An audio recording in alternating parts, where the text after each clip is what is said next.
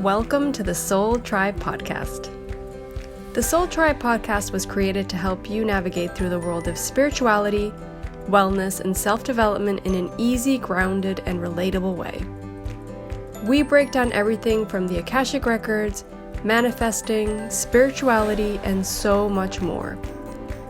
We want to help expand your boundaries and bring the spiritual world to you in a fun and easy way. Get ready to be inspired with tips, tools, and easy to digest information. Let's do this. Hey guys, welcome back to the Soul Tribe Podcast.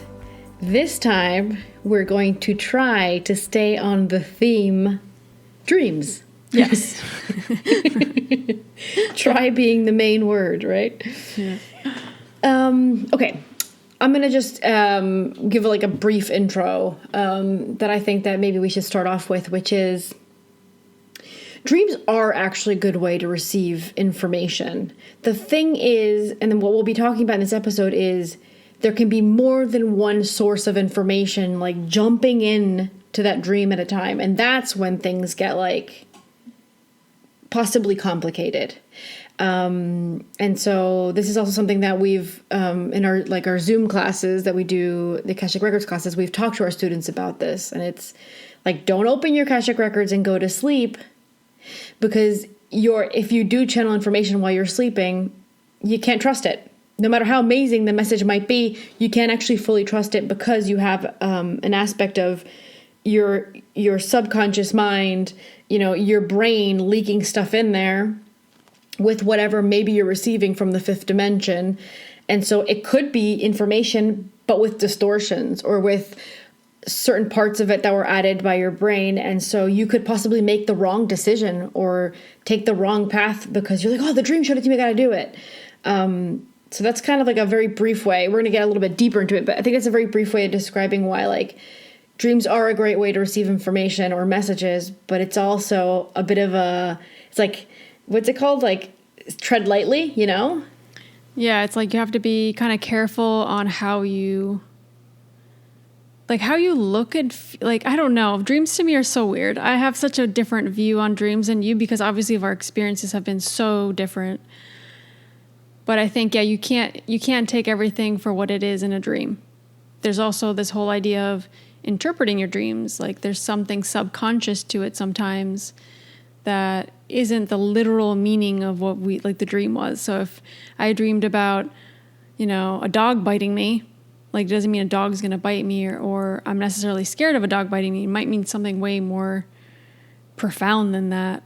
And it might be a fear of, I don't know, I can't even think of anything right now, but just fear of being insecure, of something attacking you in a different way, like people attacking you with words. It could be that. Or being vulnerable. Yeah, being vulnerable to people or to things outside of you.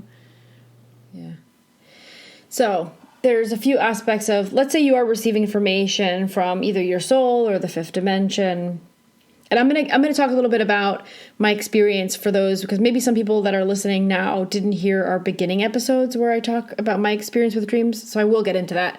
But I want to say that yes, you can receive information from the fifth dimension, even if you're not an Akashic Records reader already or some sort of intuitive person or, you haven't developed that, you can still receive that information. I was a good example of that. As well, like Lorena said, it could be something emotional from your life that's going on that you're tapping into, and your dream's just trying to let you know, hey, by the way, you've been feeling really vulnerable or emotional, or you need to speak up, or whatever it is that your mind is telling you that you're supposed to do. But then at the same time, you guys have to remember that our souls continue to have, I want to call them life experiences, but our soul it has experiences. Because I guess life experiences is this matrix. Our soul has experiences while we're sleeping. And I think this is the coolest part when I found out about this stuff. I thought this was the coolest part for me, to find out that your soul can leave the body and go have an experience on another dimension, or meet up with other souls, communicate, whatever it is that they're doing. It's like they're having this whole adventure outside of this lifetime, this timeline, this body. and it's connected to the soul. And this is funny because in Spanish it's called el cordón de oro, which means the golden cord. But in English, they seem to call it the silver cord. Really? Do you know about that? No, I don't. I think they call it the silver cord in English, if I'm not mistaken. You guys can correct me if I'm wrong, but I'm pretty sure they call it in English the silver cord. I learned it in Spanish because I learned this whole thing in Spanish, and I learned that it's el cordón de oro, which is the golden cord. So when your soul leaves the body, the body is still alive. You're not deceased. The soul's just having experience. What brings the soul back to the body and keeps it attached is that cord, or cordón umbilical, or what's it called? Your umbilical cord. Umbilical cord, they like can call it baby. as well.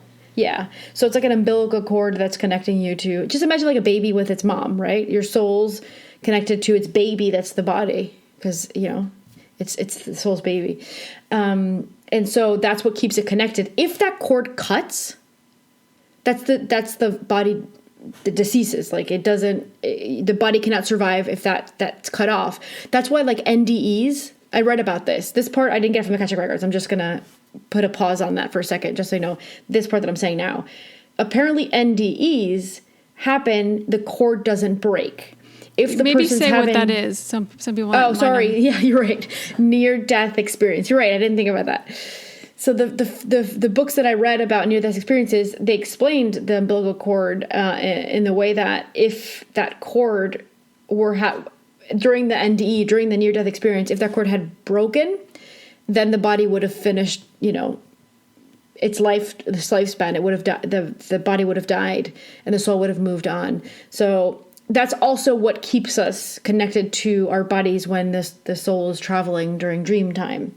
And the reason why I'm explaining all this actually is because the soul does leave and has its own experiences, and sometimes that can seep into our consciousness, the body's consciousness. So the soul's having the experience, the body isn't. And the idea is actually to keep them apart from this lifetime, but sometimes it does creep into the conscious level of the being's body. And so we can actually bring that into our dreams, and it can seem so distorted because it makes no sense. Because it's things that are felt and not seen by the eyes, right? Yeah, that makes sense. So you could be receiving information from some sort of astral experience the soul is having, but it's not really information that's going to get you anywhere, or you're not supposed to act on anything specific, if that makes sense. That makes total sense. And I'm thinking back to an episode that we did with Christos, the astral travel one, where I think he talks about Akasha and a bunch of other things. And he talks about this, how astral travel, people need to be careful with astral travel because there's a specific way you need to do it. Obviously, I do believe that we do it while we sleep in our own way, but we can control the astral travel. We can get to a point where we can do it on our own. You meditate. You meditate and you're getting into this mindfulness. You can get into this state of astral travel too, I think. Or I believe that at least. But when we sleep, we don't really control that. We're going to sleep. Our body needs to sleep to be able to endure this life and to sustain life. So in a way, it's kind of our brain also shutting off. And that's where that subconscious comes in. They're saying of all these things that we might not understand first at the subconscious level, but also at this whole other level, depending on the person in the night, that their soul's gone to travel. The way I feel it come through is interesting. It's some nights your soul might just be you know what? I don't need to go anywhere. I'm right here. I'm fine. And other nights, or maybe weeks, your soul needs to travel. It needs to do something else. It's like being called in another direction, if that makes sense. I don't know. That's what's coming through. Yeah. I feel like most of us, our souls spend more time doing stuff. I'm going to say doing stuff because I don't even know how to explain what they do because there's not this one thing they do, right? But they spend more time doing stuff while we're dreaming or sleeping, while we're sleeping than not doing stuff. But because the soul can, it's a little pointless to just stay. Yes. It's pointless. the body doesn't need the soul at that point, right there, at that moment in time. That literally, it's like, you know how the masters show it to me? They show the soul leaving because it can, and because it does really great things sometimes, and it even plans for future days that are about to come up. Like, they can like tweak little events coming up, and maybe you know what, this seems like she's having difficulties with this. Let's get this to happen in a few days, or whatever it is that they might be looking into. That's like last minute planning, I guess you would call it. That's one thing they're showing me, and the other thing they're showing me is that leaving the body for the soul, and for the body is good for the soul because it continues to experience, and it's like it has a never-ending, limitless life. So sleeping is really not a thing for the soul, but then it's really good for the body because it allows the body to properly reboot, like regenerate and reboot. This thing that I'm kind of getting right now is interesting. It's the energy of the soul coming through. It's like of a general soul. It doesn't have to be a soul in particular that we're talking about, but it's saying the soul has a mission here. That's why it's not going to sleep. That's why it's not going to like chill out all the time. It's here to do something and to accomplish something. And that's when they're kind of showing me this vision of a person that's super motivated and really like working towards something that they feel so passionate and purposeful about because they're connecting to their soul purpose and they're connecting to that energy. And I'm getting goosebumps like all over my body saying that. Like, it's really freaking weird. It's like the moment that you connect to that purpose and the moment you connect to that mission that your soul has here in this life, that's when you're going to feel that energy. It's like, obviously you're going to get tired. You're going to need to sleep. You're going to need to do all these things. But it's that moment that you're able to find that energy within and feel motivated and pushing forward. It's like, oh, I don't care if I have to do this for 5 hours. I'm going to do it for 5 hours instead of 1. And it all kind of like, it kind of helps your energy. Because when we're doing things that we hate, it depletes our energy. Like, we're dead. We're dragging ourselves. I don't know. I just wanted to say that because that was coming through and it felt really interesting in regards to the dreams and our lives here. Yeah. No, I understand what you're saying, and yeah, totally. And another thing the soul seemed to do that they're showing me is traveling. Like, I'm not talking about like astral travel. I'm talking about let me go visit Mount Shasta or something, like while I'm sleeping, and then the soul's like, oh, I'm gonna go pop by over there and just fly around and check it out. Like, it can decide to continue experience this matrix from a soul experience. So it's totally different. There's like, there's not so many limitations as the body would have, right? So that's something that it might decide to do. It might also decide to meet up with. I have a few questions. Sorry. So how? And I'm just asking this out loud so that I can channel it and you can channel it. How do our dreams or these travels that we do, do they connect in any way to past lives? I feel like they do. Yeah, and that's a good thing that you're asking that. Oh, that came through a while ago. I'm like, I need to ask this to get a proper answer. Did you just have that aha moment that I just had? Did you just pick up on that? Yeah. Do you understand why the last episode we didn't talk about dreams and they pushed us towards talking about time? Because now you're asking this question, and what is the answer to that question you're asking? I'm like, wow, Lorena.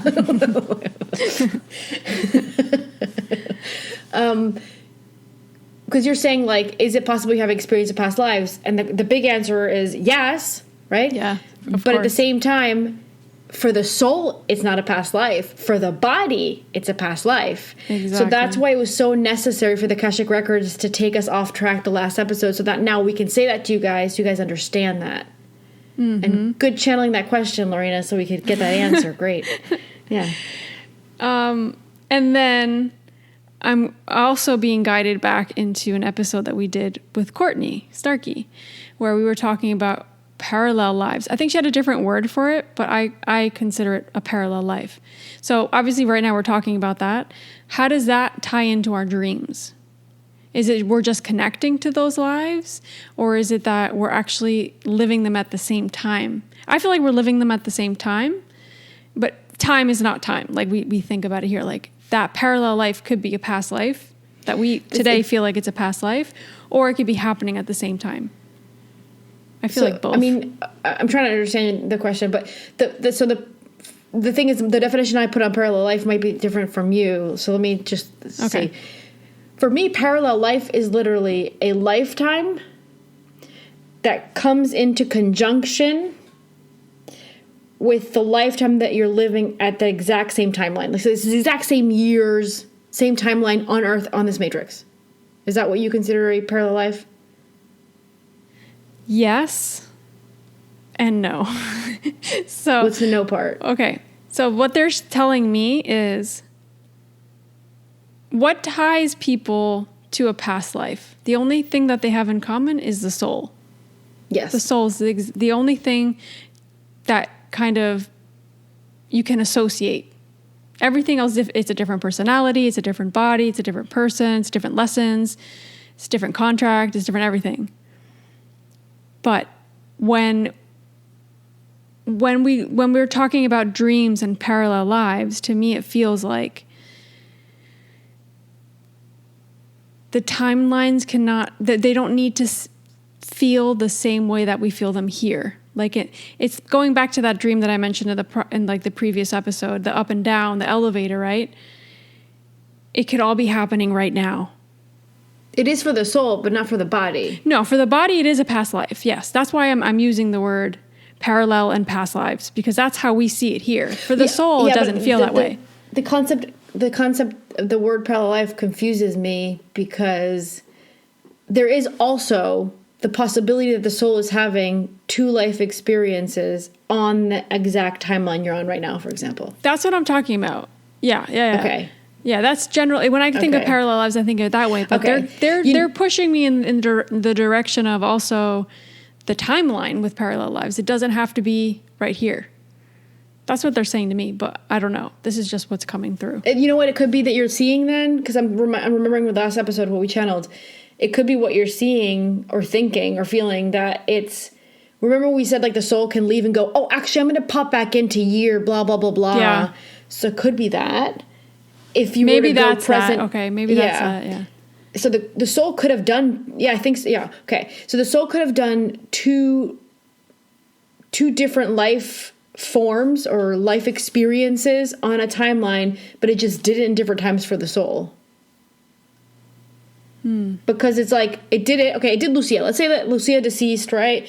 Done with Lucia. Did everything I had to. Goodbye later. The soul leaves and she goes, actually, 2020, man, Lucia learned so much with that COVID craziness.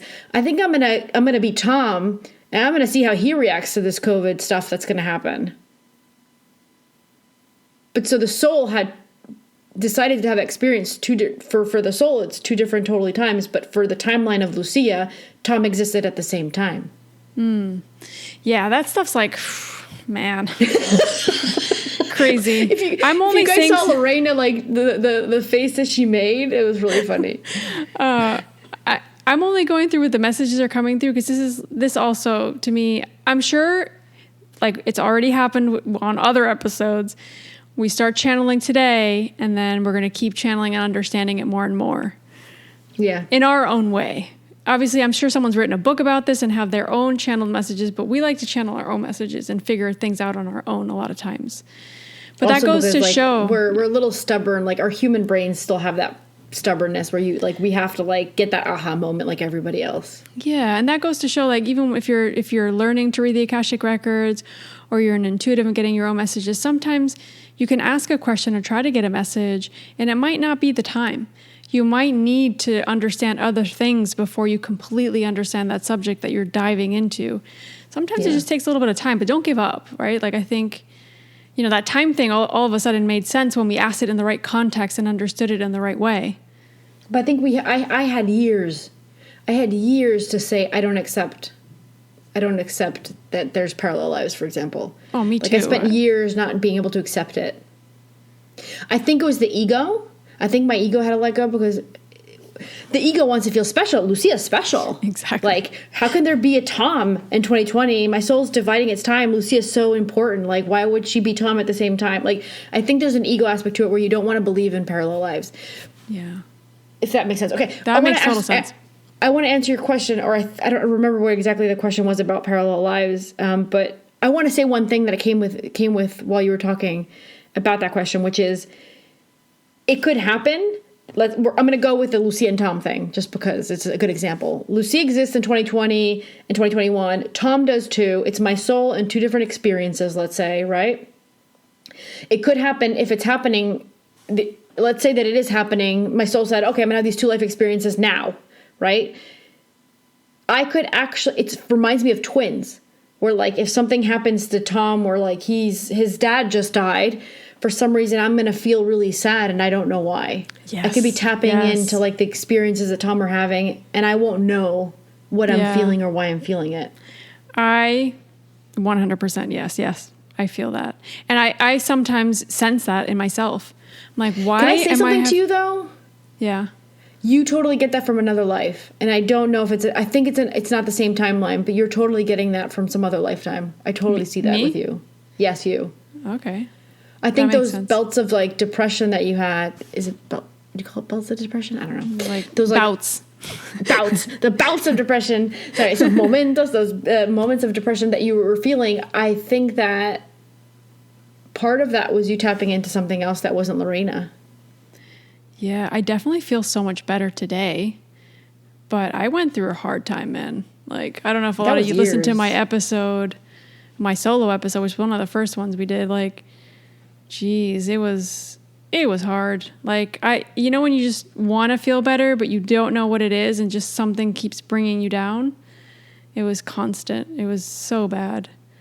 But yeah, that could definitely, I mean, I never really asked about that when I got a reading years ago or anything like that, but it doesn't really, I mean, it shouldn't change the experience. No. It should just let you be kinder with what you receive, because you have to understand that everything's so complex and it's not you being like, come on, man, don't be a downer, or like whatever someone can tell you. Like, know that sometimes what you feel it's not something that you can fully control. And that's why there's always like, the Akashic Records always want to make sure that you're like kind to yourself and you listen to yourself, because there's a reason why you're feeling it. Totally. Yeah. And the reason can be beyond you, obviously. Yeah, and we're so connected to other things that sometimes, even we've talked about the Lightworker Collective, we can feel things that everybody else is feeling, especially right now.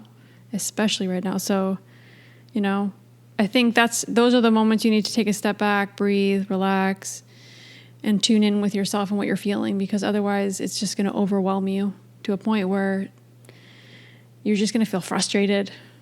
That's how I felt all the time. Yeah. I remember you went through that for various years. Yeah. So anyway, you want to maybe tell them a little bit about your, just quickly, your dreams. I'm going to do it quick because it's like a long story. Yeah. And if you guys want to get like the full-blown story, it's like episode 2 or 3, like it's Lucia's solo episode, I think it's called. It's like when we first began the podcast. I'll link it on the show notes. And sorry, because that's before we had a microphone, so the audio is not too great on that episode. But anyways, so to quickly explain it, it's basically I was having dream premonitions of aviation accidents. So this went on for 3 years of my life. It felt like the three very long years, and I felt like 3 very sad and depressive years, in the sense that I would see aviation accidents, and I was a student pilot at the time, trying to become a private pilot. So I was seeing aviation accidents. I was very attached to like the whole sense of like, I was obsessed with flying, and like, so I knew the sense, like I was seeing how airplanes would fall, or how the accident was happening. I would see it from the outside in the beginning. And then I would see it on the news happen exactly the way my dream showed it to me, 2 weeks to a month from it happening in my dream. And I didn't, obviously the first dream, I remember the experience. I woke up and I was like exhausted. I would feel like I had run a marathon. Like I didn't sleep. It felt like I had run a marathon. The experience was just so clear. I could remember every detail. I could remember every feeling. And I knew exactly if the people on the airplane made it or didn't. Like I would know that. And so I would wake up exhausted but emotional, because I knew those people died, and I would feel like a sense of like sadness because I'm watching people die. The first dream, I didn't feel the sorrow of people dying, because I thought it was something weird. I was like, wow, I really lived that experience. That's super strange. And then I don't know how, like the news was on or the TV was on and I saw it and I kind of knew where an area in the world where the plane was going to have the accident and how the accident was going to happen. And then I would see it on the news for the first time and I went, wait, total coincidence. No way. Like, this is before I was spiritual, guys. This was before the Akashic Record. So I was like, no, complete coincidence. And so this kept happening until I realized, wow, the frame of time is from 2 weeks to a month from having the dream. And the dream seems to really pinpoint around the area in the world what's going to happen and the way the airplane's going to fall. And I started putting two and two together, and then I couldn't avoid it. The other thing that made me know that it wasn't a dream was just the exhaustion and the way I woke up and remembering every detail. And it was a life experience in itself. Like, I was there. Like, I was there with them.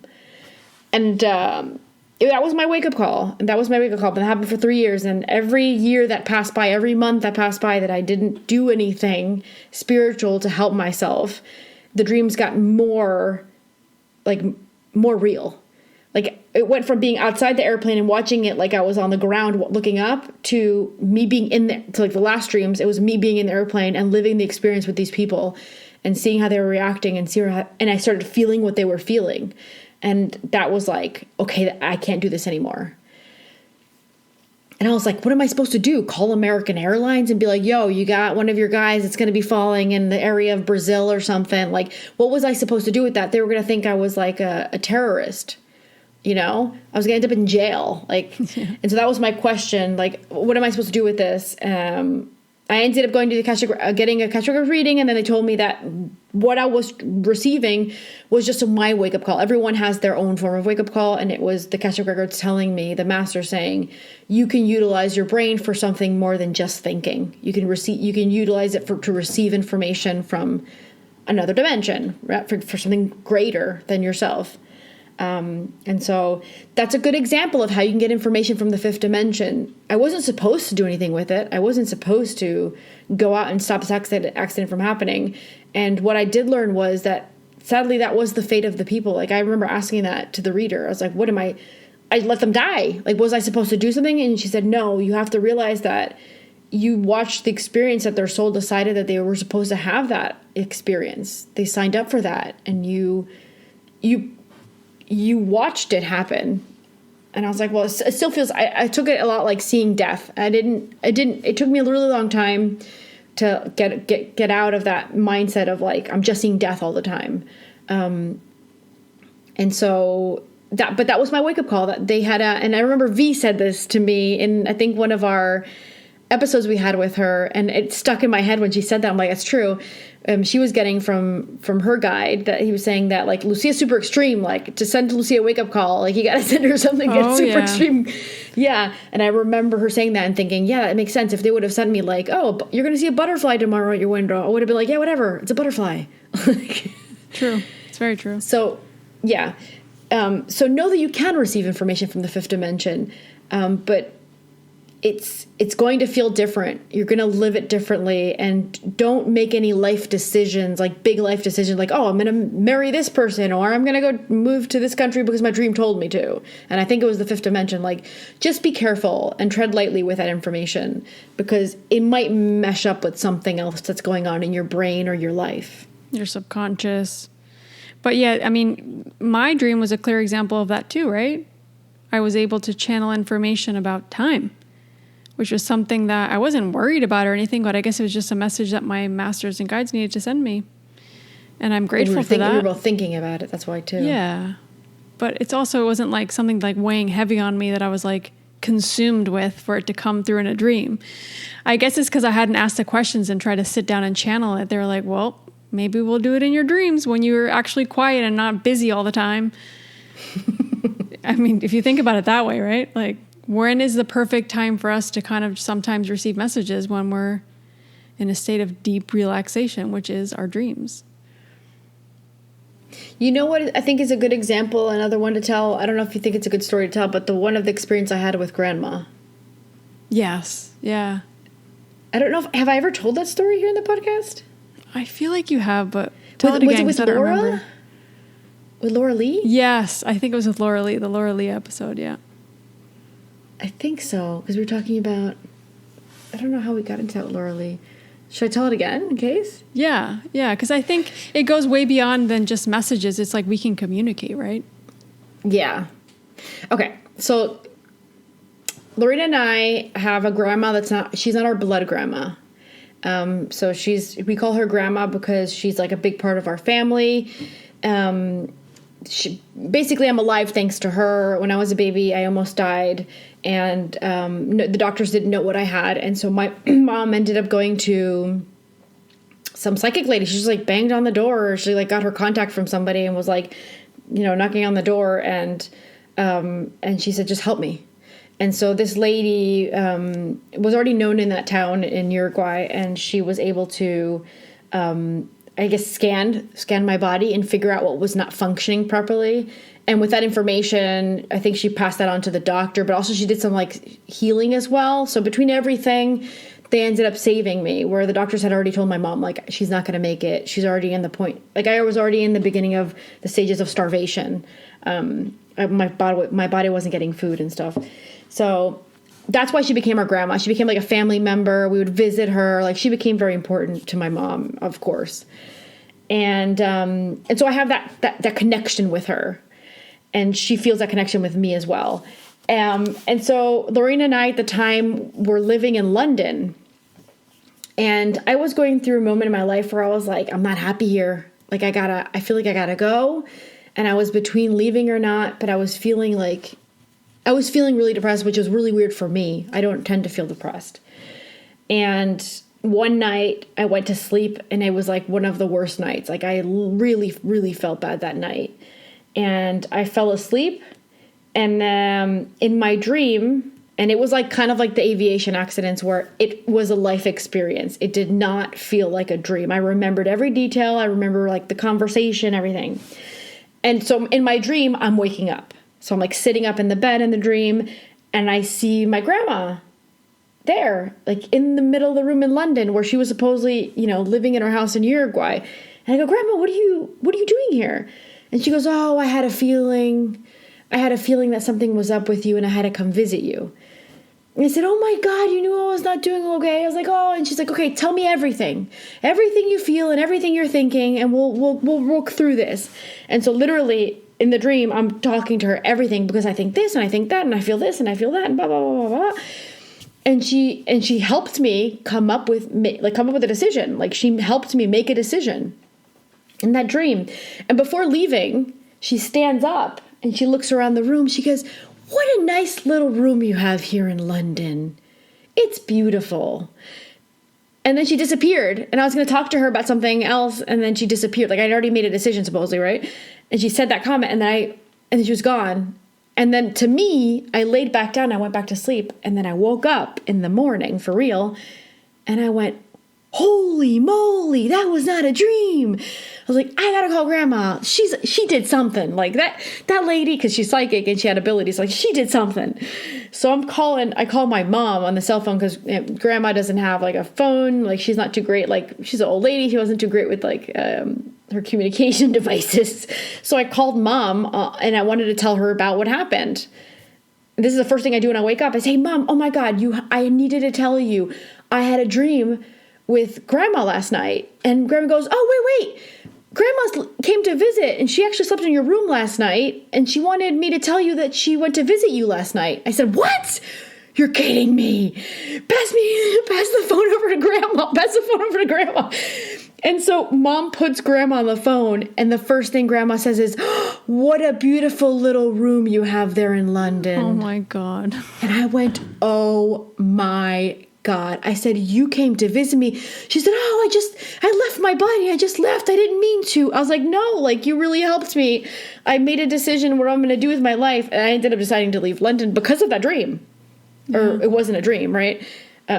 She traveled and went to visit me. Her soul traveled and went to visit me. It was crazy, isn't it?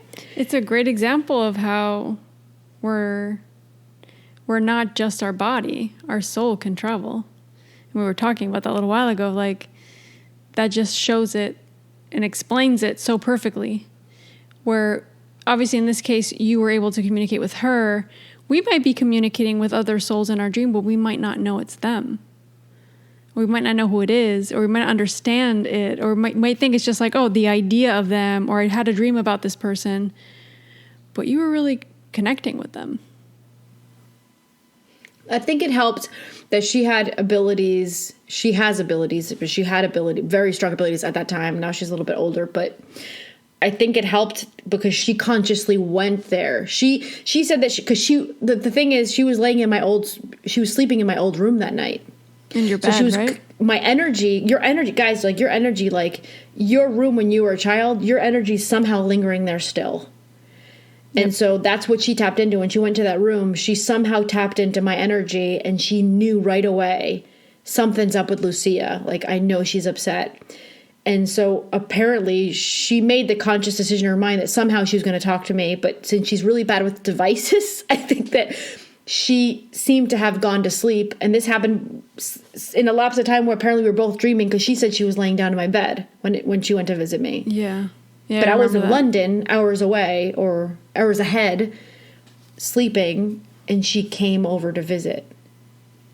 That's amazing. I love that story. And it goes to show how, like, we are all connected. Doesn't matter how far you are, you can still connect with the person and their energy. It's crazy, Loretta. I said, can you describe the room? She was able to describe the room. I had never taken a picture of the room. Like, Mom had never seen that room. So crazy. She was able to describe the room. I said, can you tell me what color this and this and that? She's got special powers, for sure. Yeah, she has gifts. She saved so many people in Uruguay. She's helped so many. Yeah, it's oh my gosh, amazing. But then she's also a good example of a person that doesn't completely trust her own power and her gifts, where it's like, imagine if she completely trusted what she's capable of doing and how she's capable of helping people, and how many more people she could help. She still did it, an impact. But she did it, and she would say to us that when she did those things, she would go, I must be crazy. Why am I doing this? Why am I saying this right now? Yeah, she'd always do that. But she's from an era, like, you and I are currently in an era, and everyone that's listening, where you can go and get training, like, listen to someone and their experiences. She was from an era where, like, it just came into her existence. No one trained her. She didn't know how to tap into it. She just lived with it. She figured it out. And she probably didn't know anyone that did that. So imagine the level of insecurity you might have with that. Yeah, for sure. Yeah, it just makes it more difficult, for sure. But she still made it work. I think she still fulfilled her purpose, and she's still doing... I don't know if she's still doing it now. She's quite old now. Yeah. No, she's not really doing it now. She's retired from it for a while now. Yeah, which I don't think is good for somebody that has a gift. No. Like, if you keep doing it, it's like you have to keep doing it because, first of all, it's part of your purpose, but also... Well, I did an Akashic Record reading for her because she'd asked me to do one. And the first thing that the masters had said to her was that she couldn't abandon the talent or the abilities that she had, because when you're... And this is important for anybody out there that's listening that might be like a light worker or have some sort of ability they know about.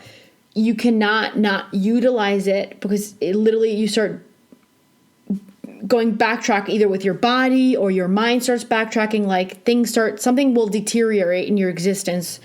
And that's kind of what happened with her. Her husband died.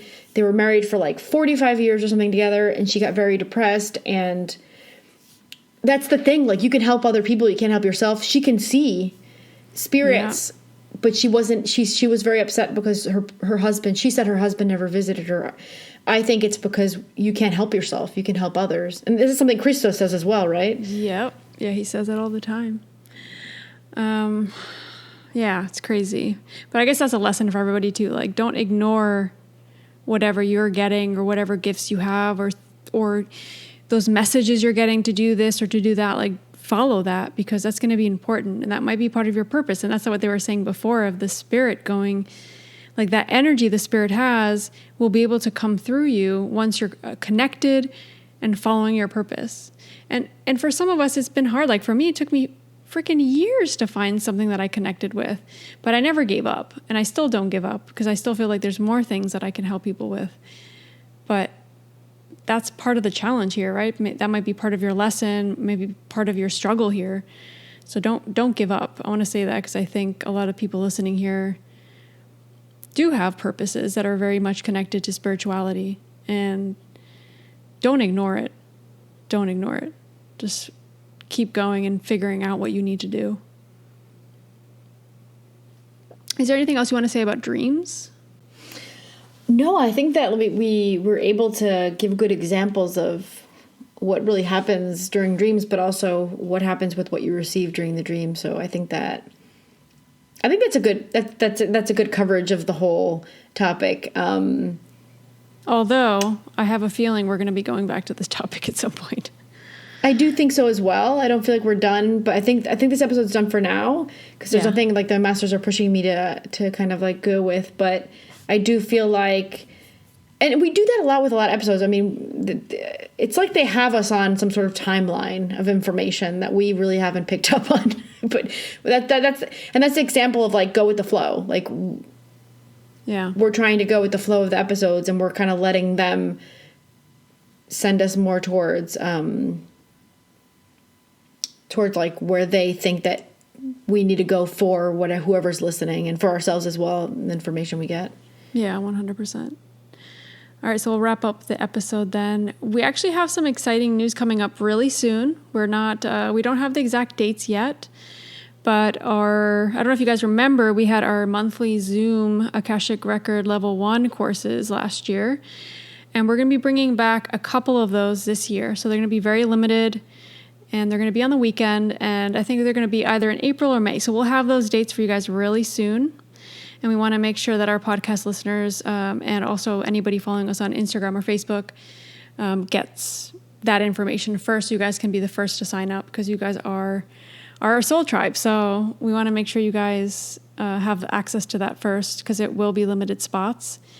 And we've changed a little bit of the dynamic of how we're going to do some of the things, but we'll communicate all that to you guys once we have that info. But we wanted to put that out there. So if you guys are interested, please message us, DM us, send us an email, whatever feels more comfortable to you, and let us know that you're interested so we can put you on the wait list and have you down to make sure that you get first dibs at the Akashic Records Level 1. So this is our Zoom one-on-one course online, and you'll learn everything you need to open your own Akashic Records and to connect to your soul, to your masters, your guides, and receive information for healing, for clarity. And you can also use this, I don't know if, like, for example, you're a coach, or if you, I don't know, do something spiritual and you need like an extra tool to connect and receive information for yourself and for your clients. This is a great way to connect and to just add something extra to everything that you already do. And so we'll post that very soon. We'll let you guys know. We'll definitely talk about it on the podcast, so make sure you're subscribed and following us to get that information. And we'll see you guys next week with a new episode. We love you guys. Thank you. Thank you, thank you, thank you.